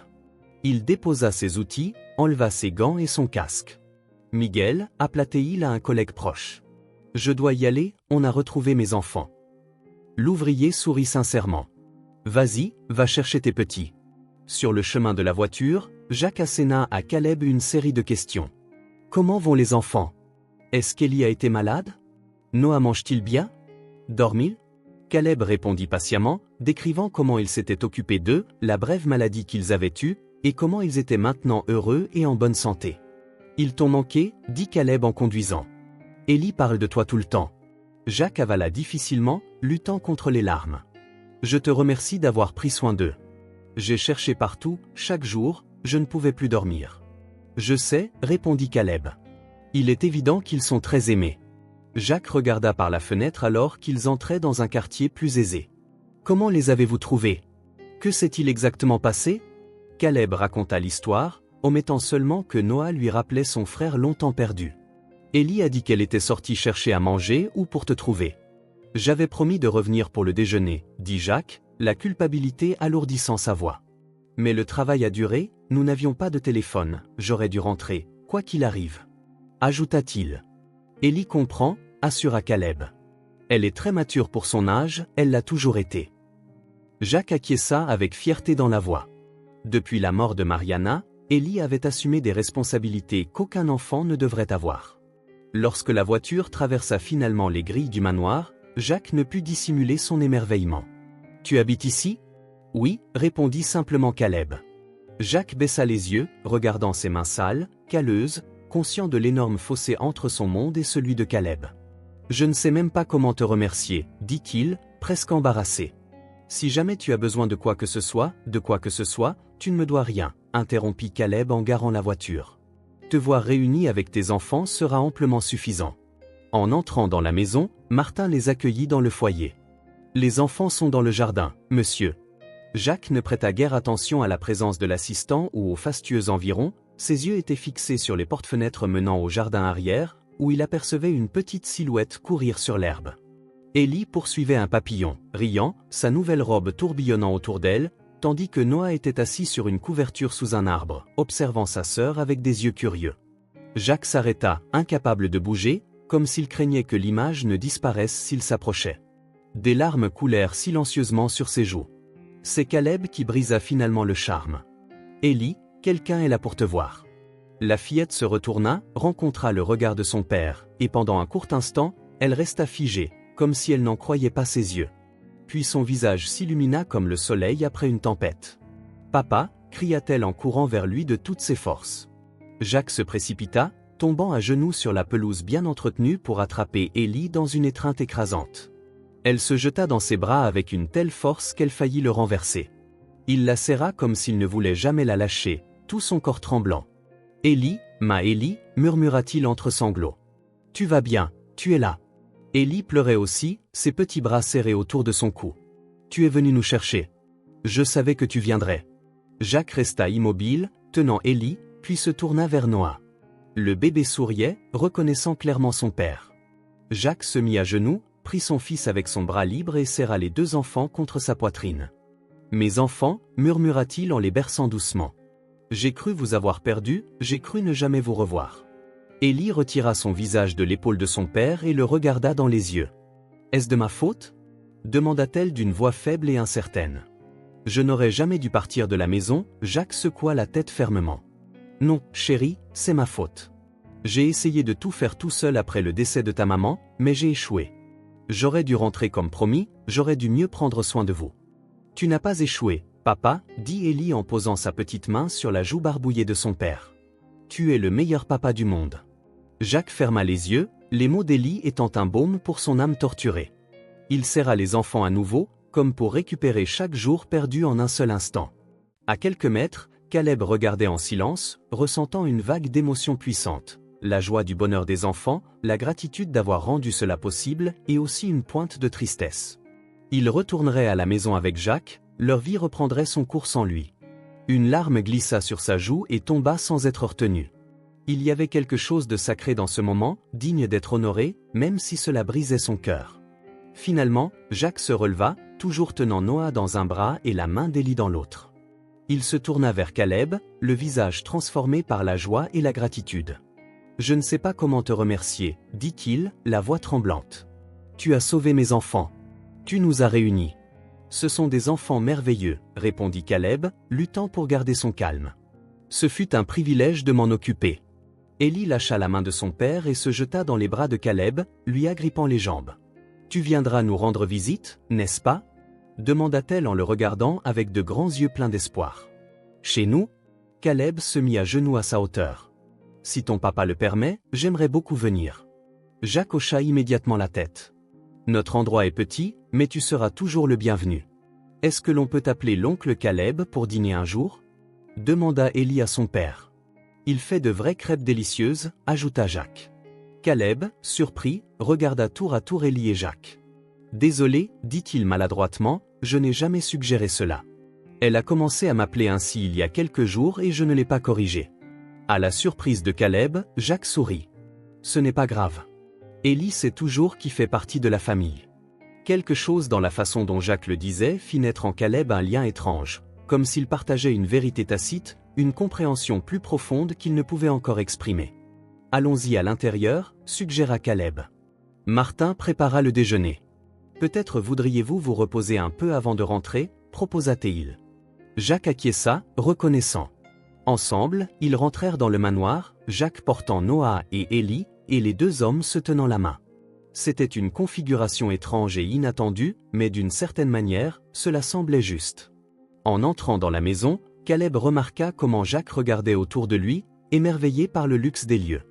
En effet, c'était un monde bien différent du sien. Le contraste entre la vie de Jacques et le manoir était frappant. Caleb fit un geste pour les conduire vers la salle à manger. Martin avait préparé un déjeuner léger. La table était dressée avec une élégance discrète, des sandwichs, une salade, des fruits et du jus. En voyant la nourriture, Élie se précipita à sa place habituelle. « Papa, assieds-toi ici à côté de moi », l'appela-t-elle avec enthousiasme. « Et Noah, va prendre ta chaise », ajouta Jacques en plaçant le bébé sur la chaise haute installée par Martin. Même si Noah avait l'air un peu décalé dans cet environnement somptueux, Caleb remarqua son malaise et essaya de le rassurer. « Faites comme chez vous, dit-il, je sais que tout cela est un peu surprenant d'un coup. » Jacques s'assit à côté d'Élie. « C'est beaucoup, certes, mais l'important c'est que nous soyons réunis. » Pendant le déjeuner, Élie prit les devants en tant qu'hôtesse, racontant à son père tout ce qu'elle avait fait pendant ses journées au manoir, les dessins, les jeux dans le jardin, les histoires que Caleb lui lisait avant de dormir. Jacques écoutait, captivé, souriant et absorbant chaque mot comme un homme assoiffé après une longue période de sécheresse. Caleb resta majoritairement silencieux, observant l'interaction entre le père et les enfants. Il y avait une connexion naturelle, un amour véritable, bien qu'il ressentît une pointe de tristesse à l'idée qu'il partirait bientôt. Il était surtout heureux que les choses soient comme elles devaient être. « Et, comment va Tycho » demanda soudain Élie, inquiète pour le chien.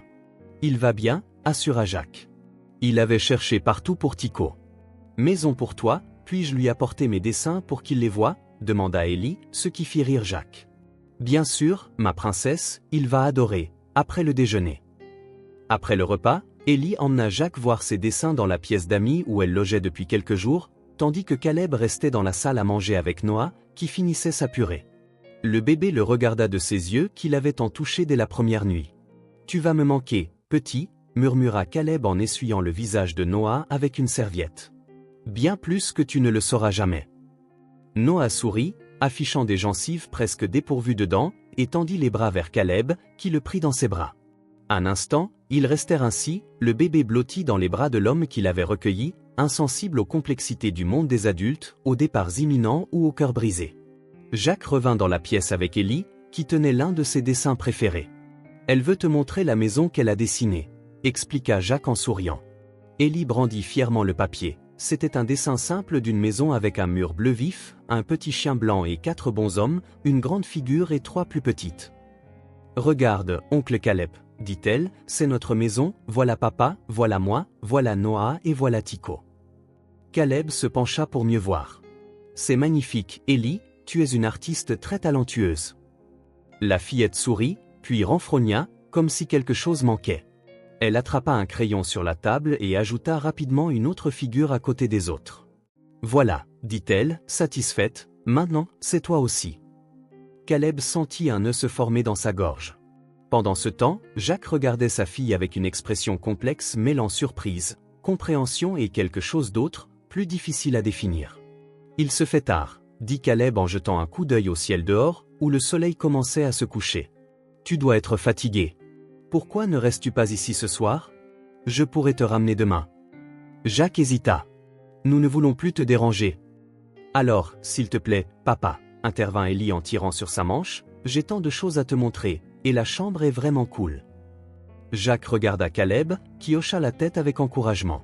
« Ce n'est aucun problème, tu pourras te reposer correctement. »« D'accord, » finit par accepter Jacques. « Merci. » Martin, apparaissant discrètement dans l'encadrement de la porte, fit un signe de tête à Caleb pour lui indiquer qu'il allait préparer les chambres. Noah, toujours dans les bras de Caleb, bâilla largement, ses yeux commençant à se fermer. « Je pense que quelqu'un est prêt pour aller au lit, » remarqua Caleb en berçant doucement le bébé. « Il t'aime bien, » observa Jacques, voyant comme son fils se sentait à l'aise dans les bras de Caleb. « Il ne va généralement pas chez des inconnus aussi facilement. Nous ne sommes plus des étrangers. » Caleb sourit. « Nous avons passé beaucoup de temps ensemble ces derniers jours. » Pendant qu'Élie montrait à son père le reste de la maison, lui racontant toutes ses petites aventures, Caleb emmena Noah à l'étage pour le coucher, comme il le faisait chaque soir depuis qu'il l'avait trouvé. Il y avait dans ce rituel une familiarité réconfortante, Le bain chaud, la couche fraîche, le biberon, la berceuse doucement fredonnée. Et bien qu'il sût qu'il ne ferait pas cela encore longtemps, il savourait chaque instant. Lorsque Noah s'endormit enfin, Caleb resta un moment à l'observer.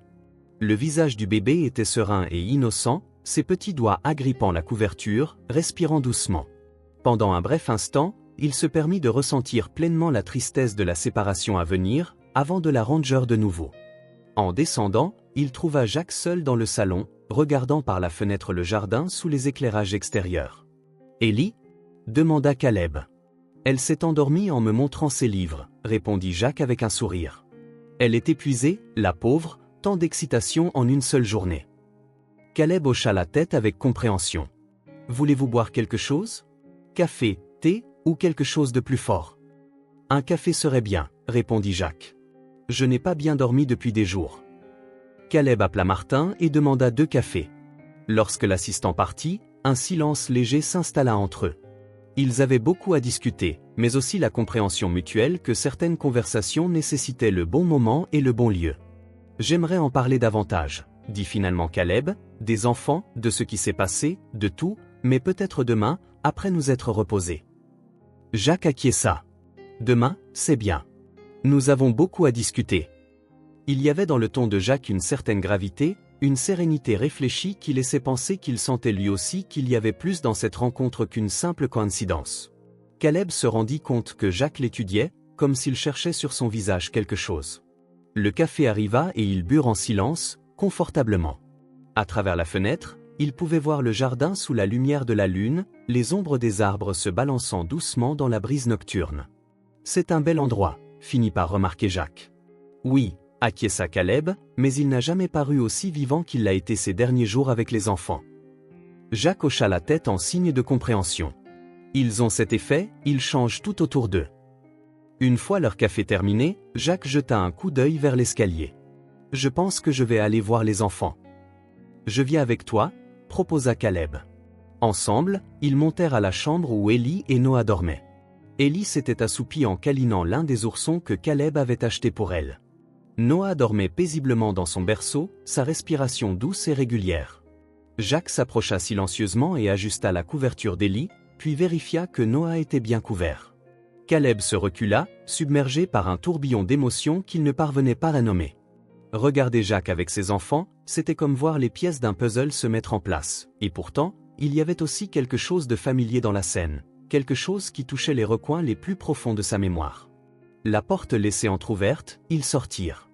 Caleb prit une décision soudaine. « Jacques, » dit-il doucement, « je sais qu'il se fait tard, mais j'aimerais te parler maintenant, dans le jardin. » Jacques sembla surpris, mais hocha la tête. « Bien sûr, les enfants dorment profondément. » Caleb fit un geste vers l'escalier. « Viens, il y a quelque chose d'important que je dois te dire. » Sans plus attendre, les 2 hommes descendirent vers les portes donnant sur le jardin éclairé par la lune.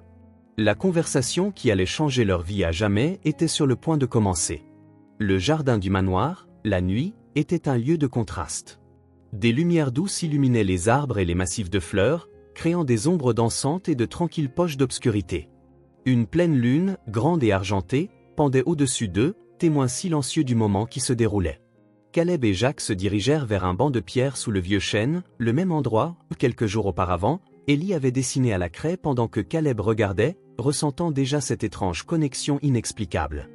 Pendant quelques secondes, tous 2 restèrent en silence, contemplant le jardin.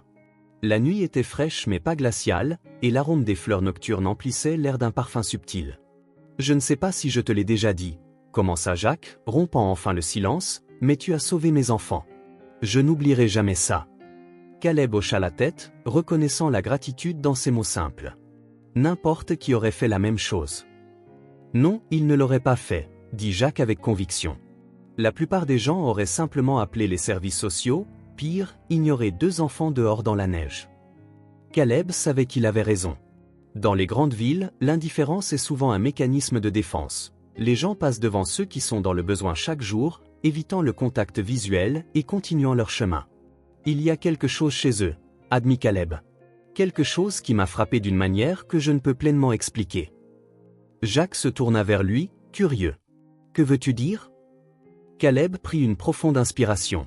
« Le moment est venu, celui que je repoussais depuis que je t'ai vu sur le chantier quand j'avais 8 ans. Sa voix devint plus basse. J'ai perdu mon petit frère. Il avait 5 ans.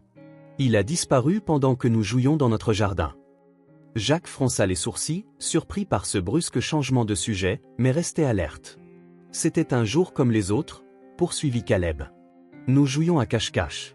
C'était à mon tour de chercher, j'ai compté jusqu'à 10, ouvert les yeux, et il n'est jamais réapparu. Mon Dieu, murmura Jacques. C'est terrible.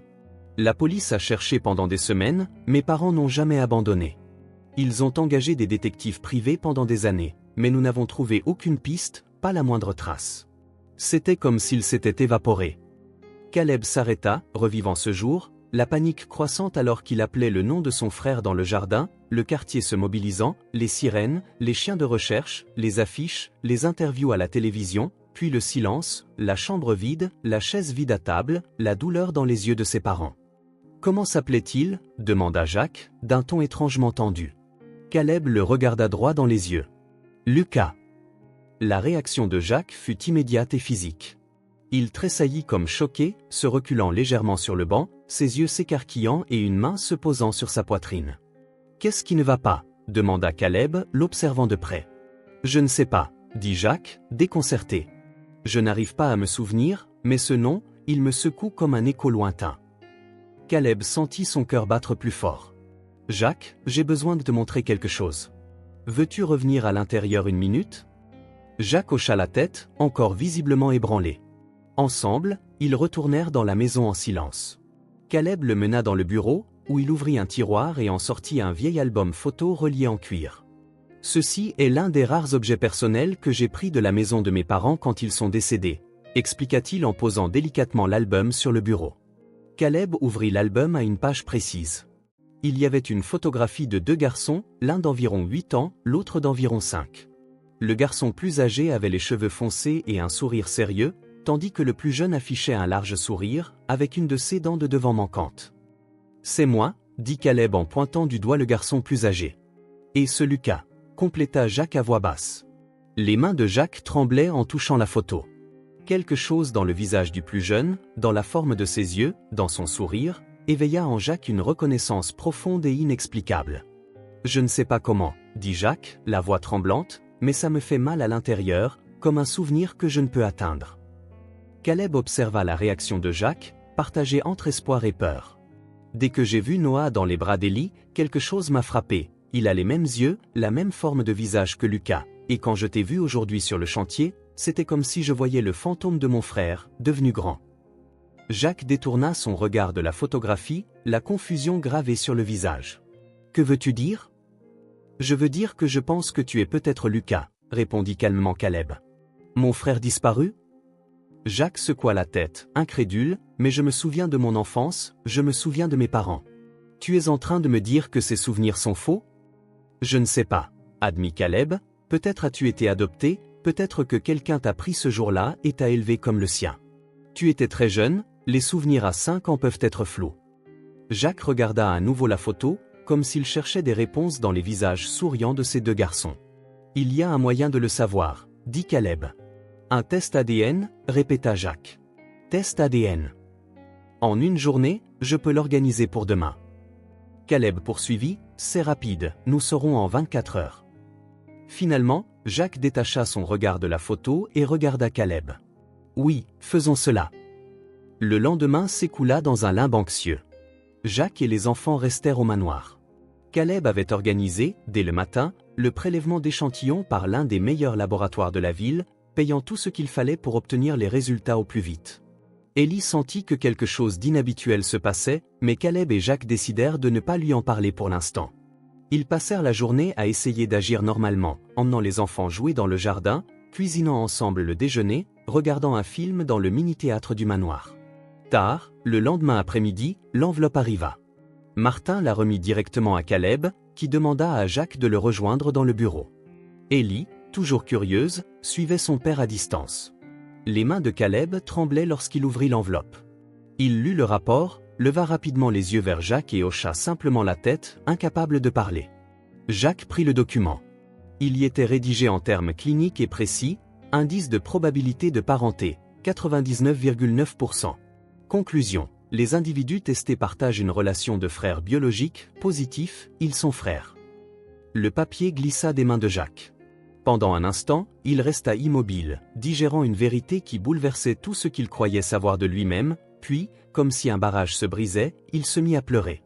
Caleb s'avança, les larmes aux yeux, et les deux hommes, deux frères, s'enlacèrent.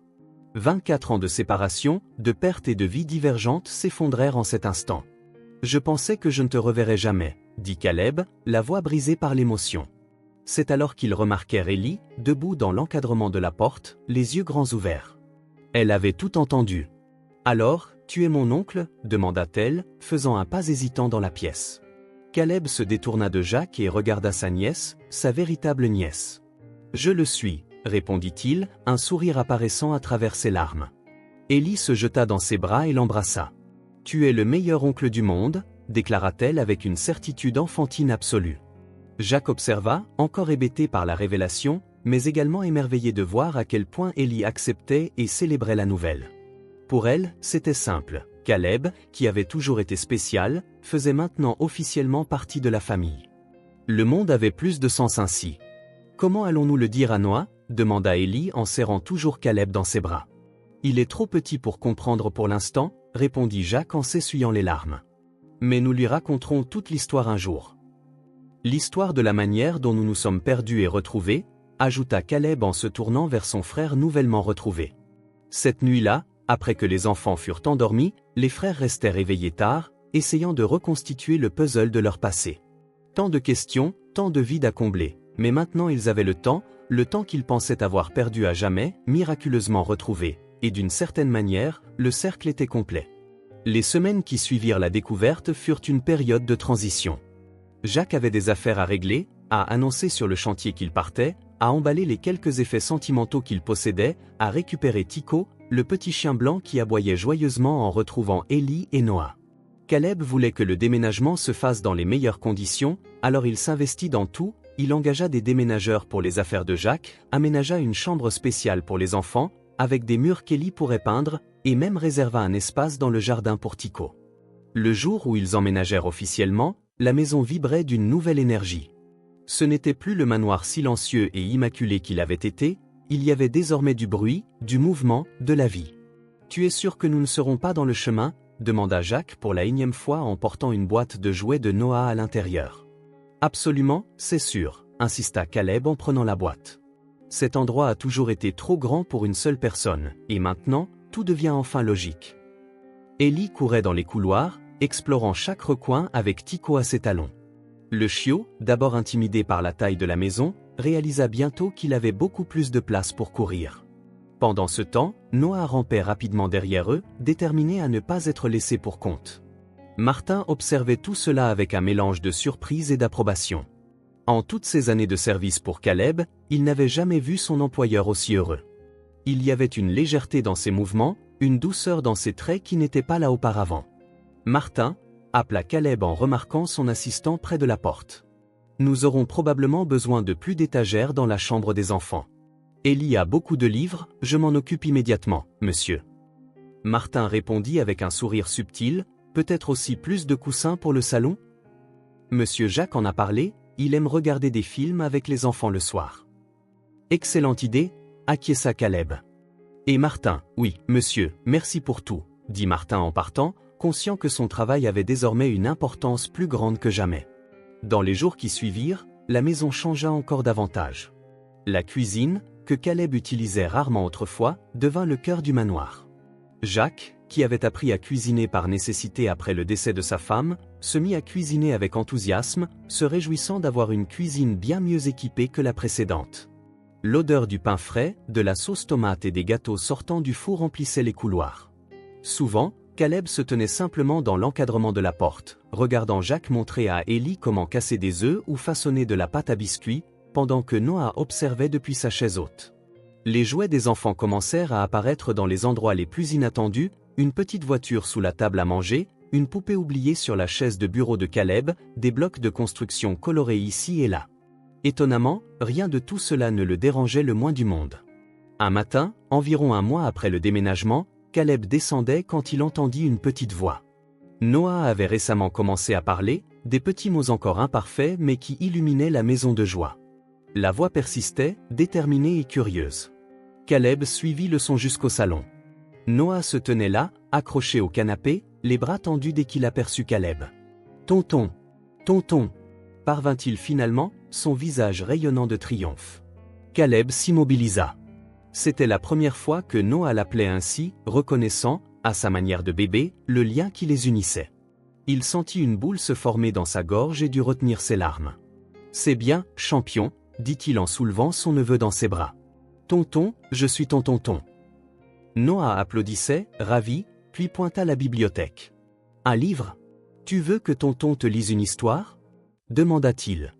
Déjà en route vers les étagères, Caleb répondit « Oui. »« Oui », s'exclama Noah avec ce grand sourire qui rappelait à Caleb son frère, autrefois disparu et à présent retrouvé. Jacques apparut dans l'encadrement de la porte, ayant entendu la scène. Il arborait un sourire discret, sur lequel il travaillait depuis des jours. « Je voulais te surprendre. J'ai réussi, non ?» Caleb, encore un peu ému, répondit « Oui, tu as réussi. » Jacques s'appuya contre le cadre de la porte, regardant Caleb assis sur le tapis, Noah dans ses bras, ouvrant un livre coloré. « Je n'aurais jamais pensé que mon frère deviendrait un milliardaire qui ressemble à une baby-sitter, » plaisanta-t-il. Caleb leva les yeux en souriant, « Moi non plus, je n'aurais jamais imaginé que mon frère serait un héros de la vie réelle. » Leurs regards se croisèrent, chargés du sens partagé de ce voyage improbable qui les avait réunis. Jacques acquiesça d'un léger hochement de tête et quitta la pièce discrètement, laissant oncle et neveu immergés dans la magie de l'histoire. Au fil des jours, les routines s'installèrent. Le petit déjeuner, simple et précieux, se passait toujours ensemble, peu importe à quel point la journée de Caleb était chargée. Ils s'asseyaient tous à la table de la cuisine ou la cuisine, et non la salle à manger formelle pour discuter, rire et manger. Élie parlait de ses rêves vifs, souvent peuplés d'aventures élaborées, Noah expérimentait de nouveaux mots qui faisaient rire tout le monde avec sa prononciation de bébé, et Jacques et Caleb échangeaient des regards complices, encore émerveillés par l'incroyable chance qui les avait réunis. Le week-end, la pelouse se transformait en terrain de football, en circuit automobile, en campement ou en tout ce que l'imagination d'Élie inventait. Caleb, qui n'avait jamais eu beaucoup de temps pour les activités en plein air, découvrit le plaisir de courir pieds nus dans l'herbe, de construire des châteaux de sable dans le bac à sable qu'on avait installé, et de sentir le soleil sur son visage sans se soucier du temps qui passe.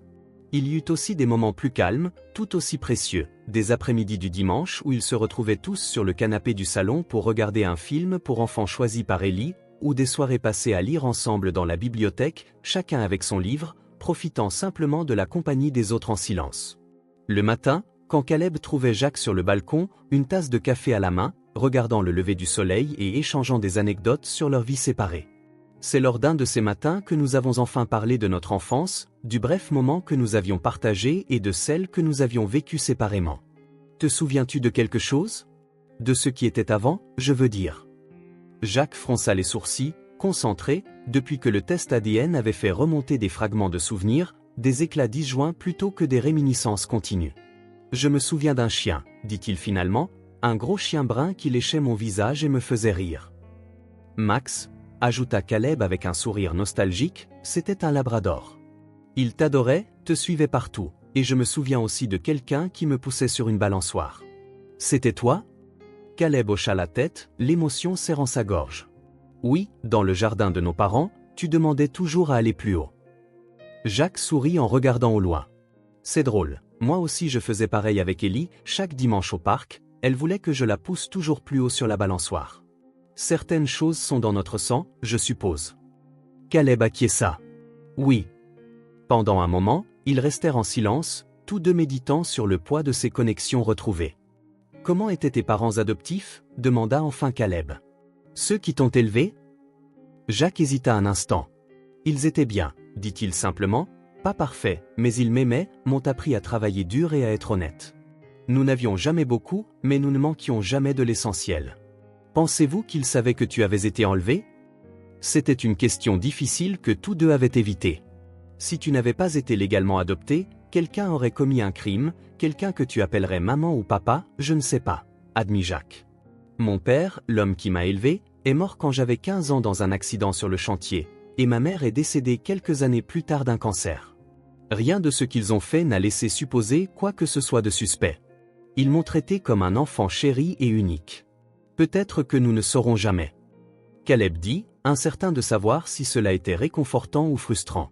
Peut-être que cela n'a plus d'importance, suggéra Jacques. La vie nous a séparés, mais elle a trouvé un moyen de nous réunir. Après tout, nous sommes ici. Caleb réfléchit.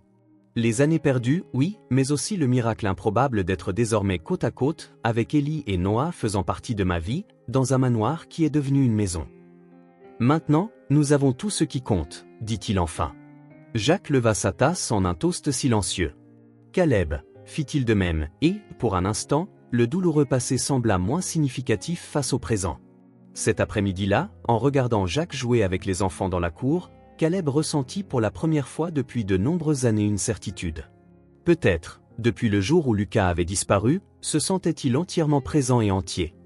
L'empire qu'il avait bâti, ses succès professionnels, la richesse accumulée, tout cela ne semblait plus être une fin en soi, mais un moyen d'offrir un foyer sûr et confortable à son frère retrouvé, ainsi qu'à sa nièce et son neveu. Il avait les ressources pour aider Jacques à reconstruire sa vie, pour offrir aux enfants des opportunités que leur père laborieux ne pourrait jamais fournir, et en retour, il avait gagné quelque chose de bien plus précieux. Le rire d'Ellie résonnant dans des corridors autrefois silencieux, les premiers pas hésitants de Noah alors qu'il apprenait à marcher en tenant la main de son oncle, les discussions tardives avec Jacques se remémorant le passé et planifiant l'avenir.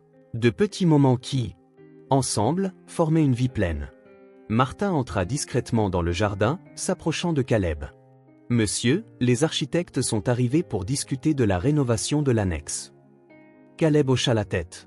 Il avait décidé de transformer une aile du manoir en un espace de travail pour Jacques, qui avait montré de l'intérêt pour en apprendre davantage sur la construction durable, combinant son expérience pratique avec les ressources et les contacts de Caleb. « Dis-leur que j'arrive dans une minute, Martin, dit-il. « Juste une minute de plus, ajouta-t-il.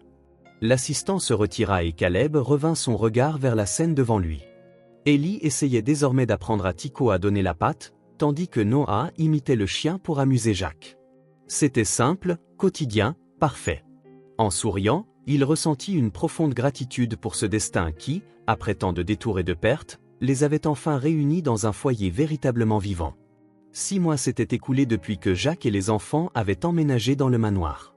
L'automne avait cédé la place à l'hiver, et la première neige de la saison recouvrait le monde extérieur d'un blanc doux et silencieux. C'était un dimanche matin. Caleb s'était levé plus tôt que d'habitude et était descendu pour faire du café.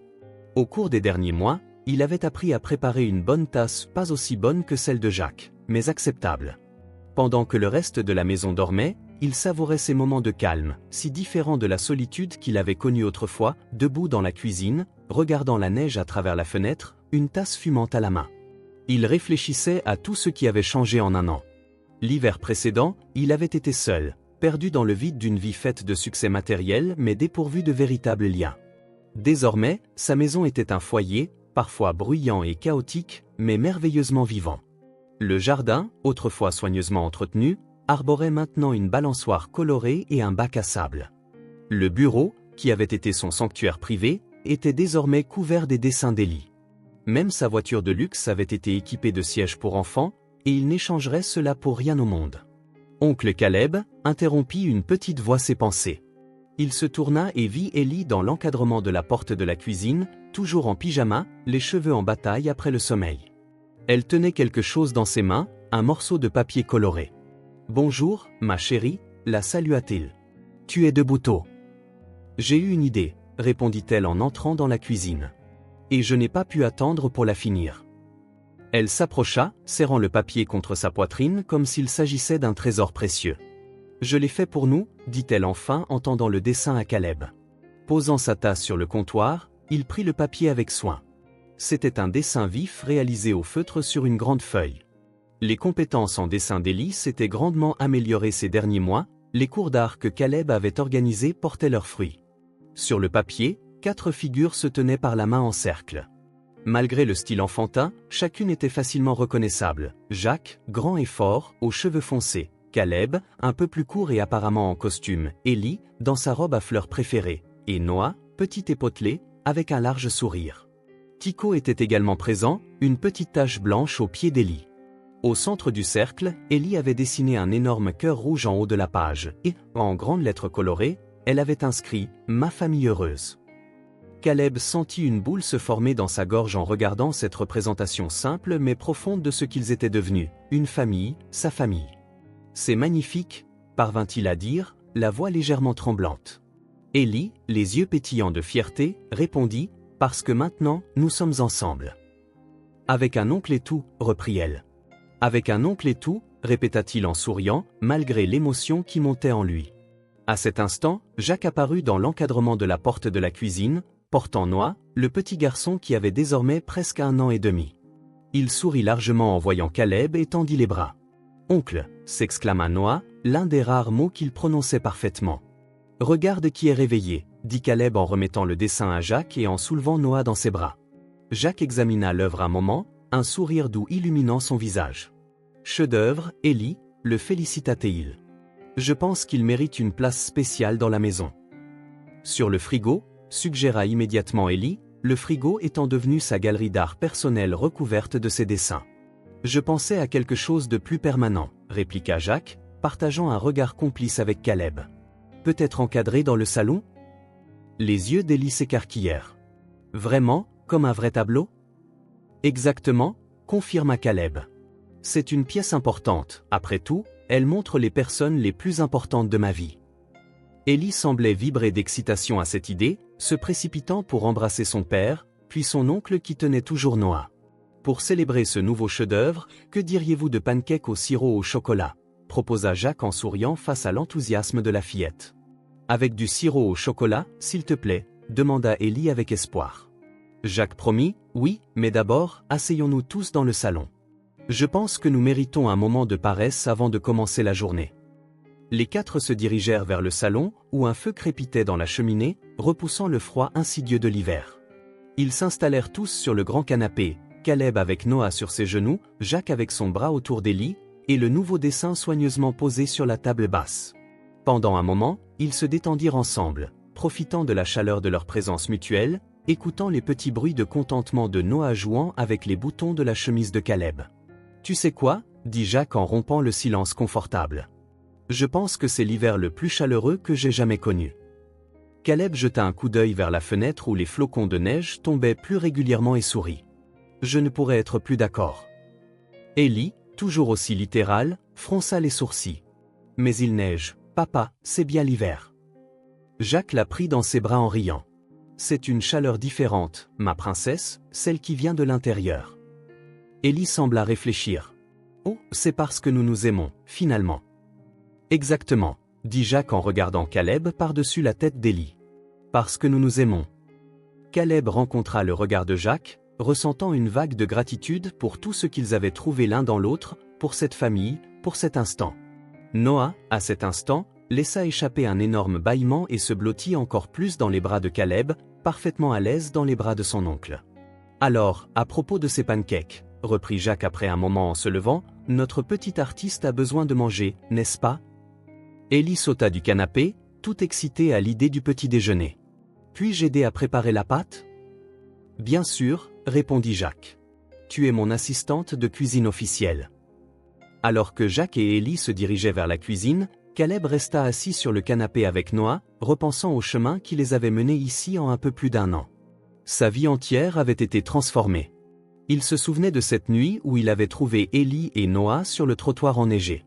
S'il avait choisi un autre chemin pour rentrer, s'il avait ignoré la petite fille sur le trottoir comme tant d'autres l'auraient peut-être fait, s'il avait simplement appelé les autorités au lieu de les recueillir. Tant de petites décisions auraient pu changer leur destin de manière radicale. Peut-être était-ce la chance, peut-être le destin, ou peut-être, comme Jacques l'avait suggéré un jour, c'était la vie qui trouvait un moyen de réparer quelque chose qui s'était brisé il y a si longtemps. Quoi qu'il en soit, Caleb savait qu'il ne serait plus jamais cet homme seul dans une maison vide, entouré de richesses matérielles mais affamé de liens sincères. Désormais, il avait une raison d'être au-delà d'accumuler de l'argent ou de conclure des affaires.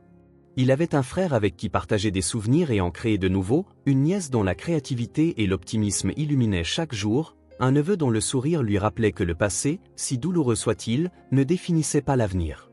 Il avait une famille. Noah s'était endormi profondément. Des bruits venant de la cuisine, ou des couverts qui s'entrechoquaient, des rires, la voix animée d'Ellie décrivant exactement comment elle voulait ses pancakes, les sons de la vie, les sons du foyer, s'étaient fait entendre. Caleb embrassa doucement la tête de son neveu et jeta un autre regard au dessin d'Ellie sur la table basse. Ma famille heureuse. Tellement simple, tellement vrai. Prenant soin de ne pas réveiller Noah, il se leva et se dirigea vers la cuisine pour rejoindre Jacques et Ellie. Le bébé, blotti plus profondément dans ses bras, était en sécurité, même en dormant. Dehors, l'hiver continuait son emprise. La neige tombait plus lourdement, le vent faisait claquer les fenêtres, le monde devenait froid et blanc, mais à l'intérieur, au cœur de ce foyer, il n'y avait que de la chaleur.